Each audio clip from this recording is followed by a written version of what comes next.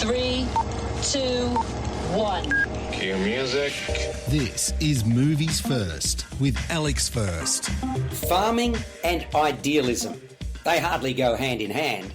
And yet, that's precisely what a young US couple, John and Molly Chester, was looking to create by getting back to traditional farming principles to coexist with nature. She was a foodie who knew the value of good, wholesome, tasty produce. He was a cameraman and knew how passionate she was about the subject. But they had no money for a total upheaval of their lifestyle. And then the motivation came from a most unlikely source. While doing a story on a facility operated by a Good Samaritan housing 200 dogs that was about to be closed permanently, he couldn't help himself and adopted a beautiful black hound named Todd. John and Molly were living in a tiny LA apartment, and the dog they got barked all day when they were away. Eventually, they received an eviction notice. It was then that the pair shared their desire to create a sustainable farm with their friends and family, with a view to finding financing for their venture. Whilst they were laughed at, the connections worked and they found the investors they were looking for. Then the really hard work began. For the rundown farm they ended up on, 200 acres in the foothills of Ventura County, had dirt all around it that was so hard it felt like bitumen. Movies First with Alex First. This extremely well-made doco takes us through just what the pair went through over the next 7 years. Every step forward was met by another backwards.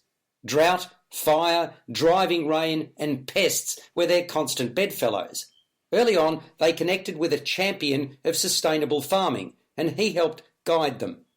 Persistence in the face of adversity and diversity were the keys. When it came to the latter, it was a case of variety in the produce they planted, the animals they housed, and the wildlife they attracted. But the first step was cultivating the arid land, devoid of nutrients. This is quite some tale, the moral of which is, where there's a will, there's a way. John and Molly provided work opportunities to people from around the world who had a passion to match their own. The cinematography is breathtaking, the narrative arc compelling, driven by John's observations in a film he directed. In fact, he and 4 fellow cinematographers were shooting 365 days a year for nearly 8 years. The doco also features some colourful and engaging animation by Jason Carpenter. The Biggest Little Farm is a feel-good story about a couple that are living out their dream, and it scores an 8 out of 10. You've been listening to Movies First with Alex First. Subscribe to the full podcast at Stitcher and iTunes or your favourite podcast distributor. This has been another quality podcast production from Bytes.com.